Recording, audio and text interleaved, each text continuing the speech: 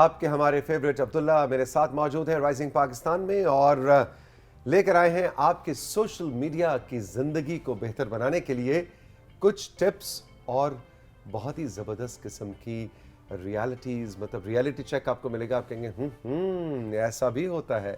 जी बिल्कुल ऐसा होता है। और इस सोशल मीडिया के समंदर में तैरने के लिए ज़रूरी है कि अब्दुल्ला जैसे माहिरीन से हम राबता करते रहें। और ये आप सभी जानते हैं कि ये नस्ल अपने से ऊपर और फिर मेरी नस्ल, यानी हम तो इनकी दादा नस्ल है, हम भी इनसे सीखते हैं।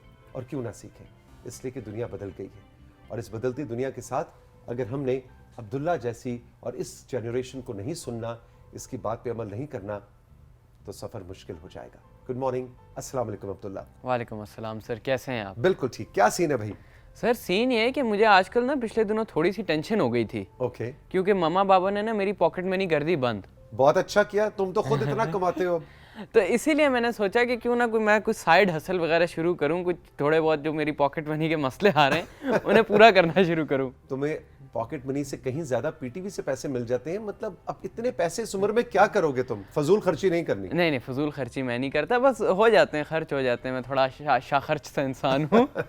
अच्छा, क्या सीन है? सर सीन ये है कि हमें पता है कि फाइनेंशियल इंडिपेंडेंस जो है आजकल के टाइम पे बहुत ज़्यादा ज़रूरी है। ठीक है। क्योंकि हमें पता है कि जिस तरह से वक्त आगे बढ़ता जा रहा है, हम अब इंतज़ार नहीं कर सकते। पहले एक टाइम होता था कि लोग इंतज़ार करते थे कि हाँ यार ठीक है, मैं अभी ग्रेजुएशन करता हूँ, फिर पोस्ट ग्रेजुएशन करता हूँ, उसके बाद नौकरी ढूंढूंगा। और नौकरियाँ पहले इतनी मिल भी जाती थी, अब ऑब्वियसली हमारी पॉपुलेशन भी इतनी ज़्यादा हो गई है कि एम्प्लॉयमेंट अपॉर्चुनिटीज़ भी हमारे पास उतनी ज़्यादा नहीं है। ठीक है। तो अब जितना जल्दी कोई इंसान पैसे कमाना शुरू कर दे, अपनी फाइनेंशियली इंडिपेंडेंट हो जाए, उसके लिए बहुत अच्छा है। ठीक है। लेकिन इसका तरीका क्या है? अब तरीका इसका जो सबसे आसान है कि अगर आप एक स्टूडेंट हैं मेरी तरह, या आपके पास और भी कुछ काम है, तो उसके साथ साथ आप सोशल मीडिया हर इंसान के पास होता है, आप उसके थ्रू पैसे कमा सकते हैं। ठीक है। वहाँ से ना सिर्फ आप स्किल्स सीख सकते हैं, बल्कि उन स्किल्स को आगे आप बेच भी सकते हैं, मार्केट कर सकते हैं उनसे, और उनके थ्रू पैसे कमा सकते हैं। यानी वो एक जो आम तासुर था कि बड़े होकर क्या बनोगे, बड़े तो होकर उसमें होता था जी पहले पढ़ेंगे, डिग्री करेंगे, नौकरी मिलेगी, 22, 21, 23, 24 साल की उम्र में जाके आप बरसरे रोजगार होंगे। बिल्कुल वो कॉन्सेप्ट सब खत्म हो गए। हाँ जी। और अब ज़रूरी नहीं है कि अगर आप डिग्री एक चीज़ की कर रहे हैं तो आप फिर सिर्फ वही उसी जगह से पैसे कमा सकें। अगर एक डॉक्टर है तो वो वीडियो एडिटिंग सीख कर भी पैसे कमा सकता है। ठीक है। और वीडियो एडिटिंग तो एक सबसे बड़ा, मैं कहता हूँ इस वक्त पाकिस्तान में, और जो टीनेजर्स हैं उन सब में सबसे जो बड़ी सोर्स ऑफ इनकम उन्होंने बनाई हुई है, वो वीडियो एडिटिंग के थ्रू जो फ्रीलांसिंग वो करते हैं, ठीक है, वही है इस वक्त। तो आज का सेगमेंट क्या है आपका? आज का सेगमेंट मैं इसी बारे में करने जा रहा हूँ कि किस तरह आप इन स्किल्स को सीख सकते हैं, इन्हें यूज़ कर सकते हैं अपनी कुछ साइड हसल, साइड इनकम्स बनाने के लिए, और मोस्ट इम्पॉर्टेंटली जो स्कैम्स होते हैं इनसे किस तरह बचा जा सकता है। अक्सर लोग इन स्कैम्स में फंस जाते हैं, गलत लोगों से इनका ताल्लुक़ हो जाता है, राब्ता बन जाता है, जिसकी वजह से अक्सर ये गलत कोर्सेज़ ख़रीद लेते हैं स्किल्स को सीखने के लिए। ये बहुत दफ़ा होता है और उस चक्कर में वो बेचारे अपने बड़े पैसों का नुकसान कर बैठते हैं। ठीक है जनाब, तो ये दो मेन आपके एरियाज हैं आज के सेगमेंट के, तो पहली जानिब बढ़ते हैं। पहली जानिब हम पहले अपनी एक स्लाइड पे जाते हैं, उस पर देखते हैं ये क्या है जी? ये कुछ डिजिटल हमारे स्किल्स हैं जो कि बड़े इंपॉर्टेंट हैं, हम आजकल इन्हें सीख सकते हैं, जिसमें कंटेंट मार्केटिंग आ जाती है, हमारी सोशल मीडिया मार्केटिंग आ जाती है, हमारे मल्टी चैनल एनालिटिक्स आ जाते हैं। तो ये सारी चीज़ें जो हैं, ईमेल मार्केटिंग भी है जी, ईमेल मार्केटिंग है, मार्केटिंग ऑटोमेशन है जी, बिल्कुल, इंटीग्रेटेड प्लानिंग है, ये सब चीजें मेरे ऊपर से गुजर गई हैं। पेड सर्च है। पेड सर्च जो है, इसमें बेसिकली आपने रिसर्च करनी होती है। आपको कोई दूसरा बंदा हायर करता है अपने प्रोडक्ट के लिए या अपनी मार्केट के लिए, जिसके अंदर आपने उसके एनालिसिस करने होते हैं, आपने रिसर्च करनी होती है कि हाँ भाई इसका क्या क्या स्कोप है। ठीक है। पेड रिसर्च, जिस तरह मुझे कहा जाता है कि भाई इस चीज़ पे रिसर्च करके लाओ, तो मैं भी एक तरह की पेड रिसर्च करता हूँ। ठीक है, ठीक है। तो अब सबसे पहले अगर मैं इसकी एक छोटी सी एग्जांपल देना चाहूँ कि आप पैसे कैसे कमा सकते हैं, तो बताइए। आप जैसे अगर मैंने एडिटिंग का जिक्र किया है, एडिटिंग अगर आपको आती है तो आप अपने पोर्टफोलियोज़ बनाएं, इंस्टाग्राम पे, सोशल मीडियाज़ पे, आप वहाँ पे अपनी एडिटिंग की वीडियोस दिखाएं, अपने स्किल को दिखाएं। आप सबसे पहले तो काम मिलना के लिए आपको लोगों को पता होना चाहिए कि यार ये बंदा ये काम कर सकता है। आपको हायर कौन करेगा? हायर जो लोग आपके पोर्टफोलियोज़ देखते हैं, जैसे अगर एक बंदा है जो कंटेंट क्रिएटर है, जो यूट्यूब पे वीडियोस बनाता है, ठीक है। उसके पास इतना टाइम नहीं है कि वो बैठ के अपनी वीडियोस को वो भी कर सके, एडिट भी कर सके। तो वो आपका कहीं पे इंस्टाग्राम पेज देखता है, वो कहता है यार ये बंदा अच्छी एडिटिंग करता है, आप अपना लिंक जो है, अपने कॉन्टैक्ट इन्फो जो है अपने उस पर लगा दीजिए बायो पे, वो आपको करेगा कांटेक्ट और उसे कहेगा यार अब्दुल्ला ये काम है, इतने में मैं पैसे आपको दे सकता हूँ, आपने मेरी ये वीडियोस हफ्ते में 1 वीडियो या 2 वीडियोस मुझे एडिट करके देनी है अच्छी सी। इंटरेस्टिंग। अच्छा, ये उसके पैसे लेने का क्या तरीका कार है कि वो मतलब वो अकाउंट में ट्रांसफर होते हैं, ऑनलाइन ट्रांजैक्शंस भी हो सकती हैं, वो तो फिर आप डिपेंड करता है ना, वो तो डिपेंड करता है कि आपका क्या वर्क एथिक्स और वर्क रिलेशनशिप पे क्या क्या बना है। आपका। लेकिन ज़्यादातर इसमें ऑनलाइन ट्रांजैक्शंस ही होती हैं, क्योंकि बहुत बार तो ऐसा होता है कि बाहर के मुल्कों से यहाँ पे पाकिस्तान और हमारे जो पड़ोसी मुल्क हैं उनके अंदर हायर किया जाता है फ्रीलांसर्स को, बिकॉज बाहर अगर हम देखते हैं वेस्ट में तो ये जो हम कहते हैं डिजिटल लेबर है ये बड़ी महंगी है। एग्जैक्टली और इंडिया, पाकिस्तान, बांग्लादेश ये वो ममालिक हैं जहाँ पे डिजिटल लेबर सस्ती है। तो वेस्ट से बहुत से कंटेंट क्रिएटर्स करते हैं राब्ता हमारे फ्रीलांसर्स को। फ्रीलांसिंग की अगर हम एक स्लाइड देख सकें तो उसमें हमें पता चलेगा कि कितना इसने, ये हम देखें जो यूएस के अंदर जो नंबर ऑफ फ्रीलांसर्स हैं 2014 से 2020 तक किस तरह बढ़े हैं इन मिलियंस। ओए होए होए होए, ये अमेरिका के फिगर्स हैं। ये अमेरिका के फिगर्स हैं। तो हम ये सोच सकते हैं कि अमेरिका जहाँ पे कहा जाता है कि इतनी ज़्यादा ज़रूरत नहीं होती, वहाँ पे अगर ये फिगर्स बढ़े हैं तो पाकिस्तान जैसे मुल्क में जहाँ कितने ज़्यादा बड़े होंगे, इसका स्कोप बहुत ज़्यादा है। इट्स अ $multi-million इंडस्ट्री, अब प्रॉपर इसको इंडस्ट्री कहा जा सकता है। अच्छा, क्या आप रिकमेंड करेंगे कि आप माशाल्लाह 16-17 साल आपकी उम्र है, आप अभी पढ़ रहे हैं और आपके जैसे जितने भी इस वक्त पाकिस्तानी लड़के लड़कियां हमारा शो देख रहे हैं, क्या आप नहीं समझते कि इस काम में पढ़ने से जो एक्चुअल पढ़ाई कर रहे हैं वो इफेक्ट होती है, या वो तो बच्चा उस तरफ पैसे कमाने में लग गया और असल पढ़ाई और जो डिग्री करनी थी वो पीछे रहेगी? नहीं, देखिए सर, इसके आपको बैलेंस करना पड़ता है चीज़ों को। आप ऐसा भी नहीं कर सकते कि आप 100% उसमें चले जाएं, इसीलिए उसको फ्रीलांसिंग कहा जाता है ना, कि आपके सर पे किसी ने बंदूक तो नहीं रखी हुई कि भाई आपने करना ही करना है। अगर आपको एक आधा किसी ने कह दिया मुझे ये काम करके दे दो, आप उसके लिए वो काम करो, उसके बाद जब आपके एग्जाम्स आ जाते हैं तो आप बैठ के अपने एग्जाम्स की तैयारी करें। जब आपके एग्जाम्स खत्म हो गए, आपके पास वक्त है, तो आप थोड़े से फिर एक्टिव हो जाएं। और ऐसे आप अपने फेलो स्टूडेंट्स, फैमिली में ऐसे यंगस्टर्स को जानते हैं? जी बिल्कुल, मेरे दोस्त हैं जो सब ये काम करते हैं। इनफैक्ट मैं खुद अपने एक दोस्त से आजकल कह रहा हूँ यार मुझे 1-2 चीज़ें, मुझे एडिटिंग सिखा दे, मैं खुद उससे एडिटिंग सीख रहा हूँ। इंटरेस्टिंग। अच्छा जी, आगे बढ़िए। आगे सर अगर हम चलते हैं तो इसके अंदर हमें जो सबसे जो बड़ा प्रॉब्लम जिसके बारे में मैं बात करना चाहता था वो ये है कि भाई हम कहाँ किस ऐप पे किस प्लेटफॉर्म पे पैसे कमा सकते हैं।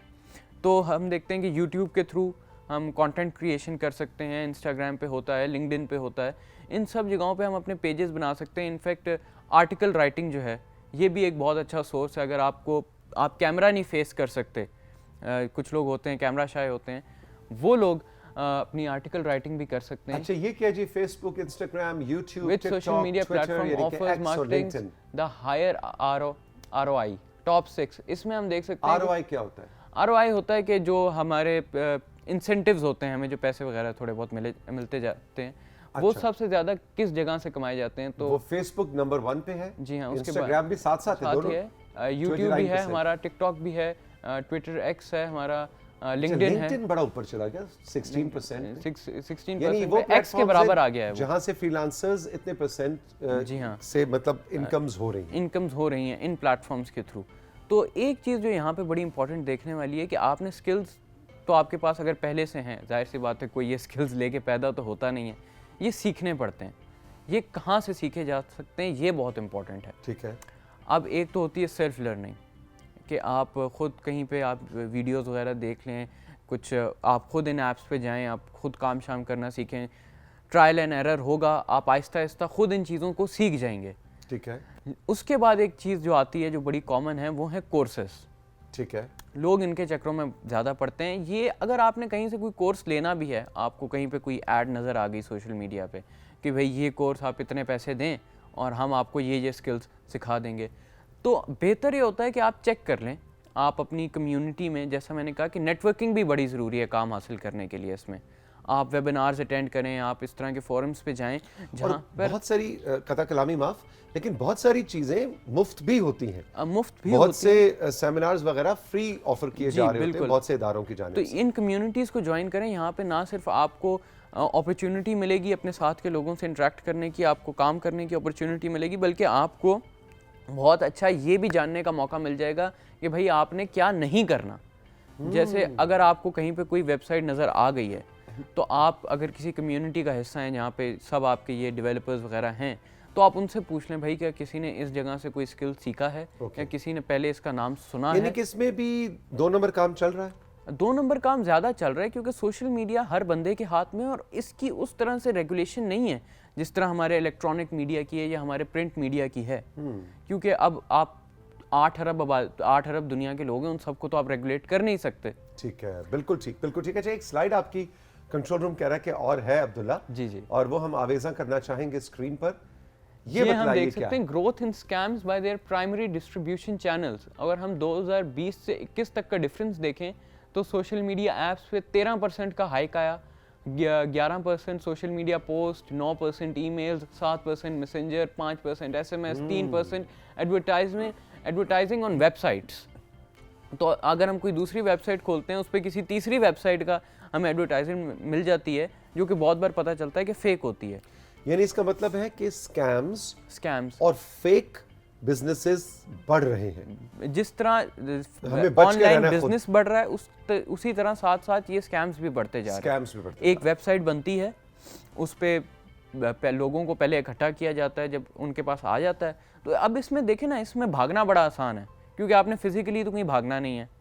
आपने वेबसाइट को बंद किया और अगर मैंने कहीं दुकान खोली हुई है, हाँ, तो मैं अगर लोगों से पैसे ले लेता हूँ तो मुझे तो फिजिकली शहर या इलाका छोड़ के कहीं भागना पड़ेगा, और फिर भी आपके पीछे कोई ना कोई आ सकता है। बिल्कुल। अब इसमें तो आप आसानी से अपनी लोकेशन भी गलत डाल सकते हैं।